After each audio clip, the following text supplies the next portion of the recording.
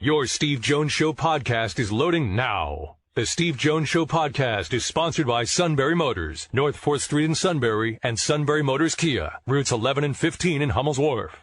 I'm sure deep down he was like, oh, good. Last week he didn't have to talk to me. Neal Coolong. Well, 1 week to Latrobe. 1 week to Latrobe. So I want to actually start with the world-famous Deshaun Watson. This is not a Roger Goodell decision in the end. What do you think, after reading everything, the NFL might do with him for the upcoming season? Let's see. I enjoy this. I point out to people I feel like I've earned an honorary graduate degree in law. Yes. Going over all of the ins and outs of the NFL. It's really interesting in a lot of different ways, but maddeningly frustrating because, in all honesty, the way that I read it, and I am not an expert by any stretch, I think Sue Robinson is probably going to see more splitting in half of what each side is requesting, and there's a reason for that. We have to keep in mind here, from a bargaining perspective, the collective bargaining agreement is the document they go off of. It is not a court of law. That's right. Okay? That's right. Judges don't want to have to step in to settle disputes between two people who have already signed an agreement covering these things. Okay, now Sue Robinson is not a judge. She's appointed to this position to solve these disputes within the CBA. Now, what it comes down to is the burden of evidence and how that is described in the CBA of what the NFL requires in order to issue a suspension. Mm-hmm. You might remember in the whole Deflategate fiasco, as much fun as that was, one of the big things that Roger Goodell really hammered on was they felt they had a higher standard of evidence to impose the suspension that they did. For him to have said that, it sort of suggests this is what we look for when we issue a suspension. Now, in the CBA, it says something different. They don't necessarily need as much, according to them. They kind of conflicted themselves in Deflategate because they also had mentioned it's more believable than not that this happened. I always love that. It's more believable than not, which means they don't know. Which it's absolutely not, rock hard evidence. We get that, and that's the NFL makes no, they're not trying to they don't want to be in a position where they're considered legal. That's not where they want to be because they'll end up in this situation. And right now, what they have is this, at best, this lowest level of evidence to suggest it, and that's through their own investigation, which is bolstered by the fact that two different grand juries failed to indict Deshaun Watson for the things that he is accused of. That is right. So he is not in any kind of criminal trouble. That lack of evidence is not clearly spelled out in the CBA, but I don't want to call it wishy-washy, but Goodell used the higher standard in a previous matter in which they issued a suspension that was appealed. In this case, they have less evidence than what they had then. Mm-hmm. Or this is one interpretation that Robinson can have. Also, keep in mind, the league wants a year-long suspension. The union, which is representing Union and Watson, I'm just going to call it the union. They're representing Watson. Mm-hmm. They don't want any suspension. That's right. They're disputing anything. They're saying on the legal side of it, there was no indictment, and because of that, he should not be suspended. Yeah, and if you look at it based on the CBA, not our opinion, not court of law, there isn't a strong ground on which that Robinson can say the NFL is right. A year is appropriate. That's what it comes down to. Robinson has the ability to say yay or nay and propose what the suspension should be. The NFL is then able to appeal and kind of give whatever they want to give. But the issue with that is if you're picking nothing or a year, the evidence suggests more nothing than a year. So you really can't use a year as a final verdict. I don't think anyway. I don't think Robinson's going to see a year. I think there is enough to suggest, based on the CBA's language, past precedent, everything else that's come with it, they have enough to say something like 8 to 10 games. I'd go on the record as saying if I were betting, and as disgusting as it is to bet on something like this, right. I think 8 to 10 games is probably where it's going to land. I agree with you. I think that's exactly what's going to happen. It's going to be 8 to 10 games, and they're going to do it as a way of saying, see, we did something. I think, if anything, the NFL, you got to keep in mind, they want kind of what the fans would want. I don't think the NFL collectively, certainly the owners, are very happy with the Cleveland Browns as far as the precedent that they set to give out that big of a contract to a player who's facing, at best, a questionable 2022 season. To create all of this, the NFL has to go for a year. They would look terrible if they didn't. I don't necessarily think they can get away with a year, and I don't think Robinson sees that either. So the NFL is left with the unenviable position of either up front not asking for a very severe punishment, which the fan base of the NFL is going to riot if that's the case, or having Robinson be the bad person in the situation and reduce what they want and then override her, which is only going to create animosity with her as well as the union. Right. Why did you bring me here? Right. Exactly. Yeah, exactly. What am I doing here? I gave you my reasons.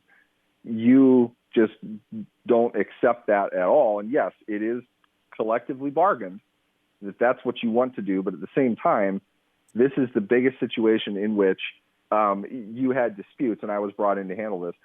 You failed to make your point as well as the situation merited. And according to me, you're wrong, but you're telling me that I'm wrong. So, okay. It seems to set kind of a bad precedent. But keep this in mind. This is going to be critically important. Dan Snyder has gotten himself in a little bit of trouble. A little. That's a slight problem. When one of the owners is going back and forth arguing with Congress over whether or not he should testify, you're in trouble. Yeah. Okay, that's a bad look, to put it mildly. Yeah. And on top of that, there were thousands upon thousands of emails tied to Snyder and the circus operation that he's running over there that were coming out. And the NFL, right, wrong, or not, decided John Gruden is the one that they want to pin all this on. That's a separate lawsuit, okay? Right. So Snyder, who probably has dirt on every owner, whether they get to a point where they have to force him to sell, that's going to be bad for everybody. Right. Not a good situation. And a lot of that control is out of their hands. Congress may tell them they have to. Right. From what I understand, it's not necessarily going to come to that, but they're in trouble, and they fined him $10 million. I don't think the current political climate is going to appreciate that as much as Goodell thinks that they will. We'll find out what happens, but that's another war on another front. Gruden wrote a bunch of nasty stuff that he shouldn't have in an email to somebody who worked within the Washington organization at that point. Right. Gruden wasn't even an NFL employee. And if you go by what the media have reported on this, Gruden's the one at fault for the whole thing. Right. He had his career destroyed. Yeah. Okay. He had his contract wiped out. He got fired with or without cause. That's going to be another lawsuit that they're going to have to deal with. Yep. And don't think for a second that Gruden appreciates this a whole lot either. All of these things paint the NFL in an extremely precarious legal situation.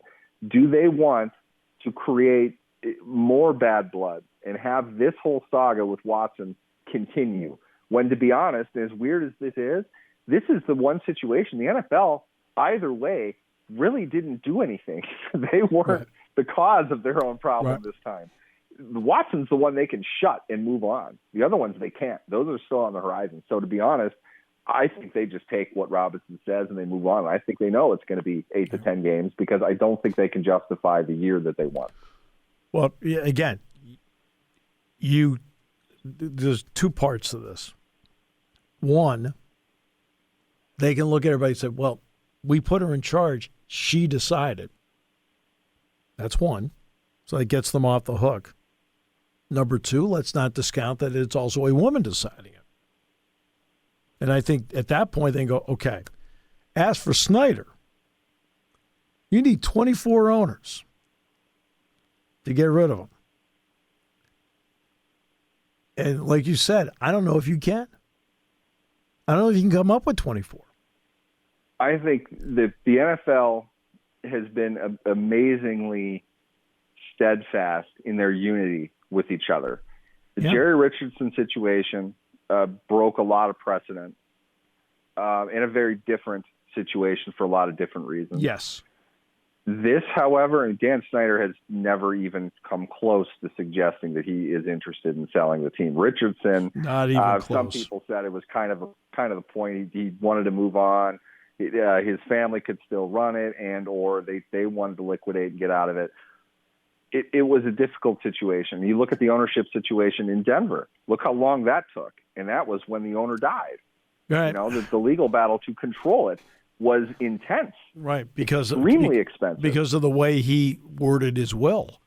Yeah. Yep. Yeah. The back and forth over the value of owning an NFL team is the value of that team is way above and beyond just the $4 billion that it's worth.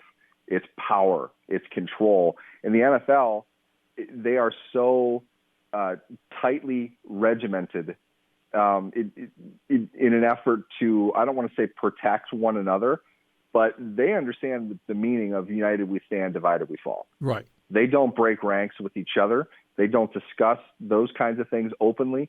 They are very, very contained. Snyder, there's if you look at it just logically as a human being, it's really hard to imagine any of them like Daniel Snyder all that much. And Daniel, among the many things that Snyder has committed or is accused of committing, he stole money from them. I mean, I'm not sure how often many of them you mess around with the gate numbers, but that's what Snyder was doing. It's like here comes a point. This guy is just a walking liability. I mean, how many problems has he caused the rest of us over the last 3 years that we know about? You know, what else is there? I can't imagine they want him to continue, but I don't think they're able to get people to take that kind of a stand, to create that kind of a precedent, because maybe they're doing a bunch of other stuff that people they don't want other people to know about. And Snyder can go tell everybody about it. I'm sure he's got a tell-all book that is waiting for the opportunity to publish. And two, to create a precedent to that, to create the scenario. And I remember Mark Cuban of the Dallas Mavericks said this back when Donald Sterling was getting booted from the NBA. Do we want to create a situation in which selling the team is a legitimate punishment that will have to be called to do in every situation that people don't like? You can't close that box. And I'm not necessarily sure the NFL would want to do that. They'd like all of this to go away. That's why they fined him a huge amount of money. I understand that it's probably not a whole lot to Daniel Snyder, but $10 million is $10 million. That's by far the biggest fine they've given to an owner over anything that Snyder's associated with. So you're fighting all of these fronts legally, and I think that the Gruden situation and the Snyder situation are two that they can't control as well as they would like. The Watson thing can go away if they get, exactly to your point, the woman of prominence that is mutually hired between them and the union. They made their argument. She made her decision. They can just go with that. And I really think that's what they'll end up doing. Right. Yeah, I do too. And again, the power is going to be in the fact that he has not been indicted. All right. Yeah. And let's face it, I think most people, when they look at the legal system, because you are before a grand jury, they'll tell you, and there's no defense presented, that it's, quote, much easier to get an indictment. And the fact that they couldn't is going to be, I think, back up exactly what you said. None of it is enough to reach a higher burden of evidence. And the NFL can't provide that. They investigated it themselves. They looked into it. It's an ugly situation. Nobody likes it. I don't think anybody thinks Deshaun Watson is purely innocent of any of these things. And his behavior, and we've talked about this before as well, I find any ex-player speaking anonymously or on the record, they're going to tell you that franchise quarterbacks that are made, that have those kinds of contracts, do not go trolling for massage therapists on Instagram. Okay. Right. They do the opposite of that. It's shady. In any way you look at this, it's shady. Yeah. At the same time, Right. though, there isn't enough there. It's from a legal perspective. It's under the category of it's more believable than not. Yes. Right. Yeah. Maybe they should get Ted Wells to write a report. Okay. That's that name still sends chills up my spine. The amount of time and effort. Oh my God. I interviewed 400 people. Science all over again. I interviewed 400 people. Just interview the 7 or 8 that are relevant. Move on. Will you cry? It stinks. We're out going there after the wrong things here. I mean, what are we literally doing trying here? to define physics in this. Like, you didn't need this much. It was a mess. Right. We interviewed 400 people. Like, so what? Yeah, it's great. You know, I read 20 articles on this, and that's way too much. You know, Yeah. The issue in many ways is the NFL, I think anyway, just has to stand up sometimes and say, there's not much we can do. We are not a governing body. Exactly. This is where the collective bargaining agreement comes into play. It's the whole point. This has been negotiated with the union. He is a union member. And, you know, thus there are times where you look around and say, okay, guess what? We don't have the ability because of this contract to do what you hope we should do. Yep. And it's difficult because you don't want to throw anybody else under the bus. Exactly. Like John Gruden. Right. But at the same time, there comes a point that you kind of have to say, look, Deshaun Watson's the one that did this, not a right. Yeah. Okay, go after him. Right. It's honestly the way I feel about it in this case. Like I said before, there aren't many instances in which the NFL is involved with something that they are not culpable for in some way. Yeah. I understand that he works there and people are outraged and angry, and I believe they should be, but I don't know to the extent the employer is that responsible for it. Right. They're trying to do what they can the way that's collectively bargained. And if they go with 8 games, they go with 8 games. I don't know what the right number is. I just know that based on the agreement that both sides have entered into, they don't quite have enough to say a year, but maybe something is warranted, and that's up to Sue L. Robinson. And I think that's the way that it's going to go. And Gruden, for example, is a member of management, not a part of a union. Yep. Snyder, Gruden wasn't even in the NFL at that point. Exactly. It's just Snyder, strategic decision. And Snyder's an owner, and they do have a procedure in place to remove him, but they can't get the 24. So it's to open that door, they're not going to want to do that. If they get compelled to do it from the same legislatures that the NFL is kind of railroaded and getting all these stadiums built, then maybe it's a different story. Once again, this just kind of goes back to the sins of the father. You know, you can't continue to get away with these things. It's going to catch up with you eventually. I think with Snyder, it very well could be that the strong arming of, for example, the Minnesota State Legislature to get U.S. Bank Stadium built in Minneapolis. Right. That happened in New Jersey. All of these things, you're creating enemies in doing it. And I think that's going to kind of come back to haunt them in situations like this. Dan Snyder, the fact that Dan Snyder is appearing in front of Congress is just unbelievable to me. Yeah.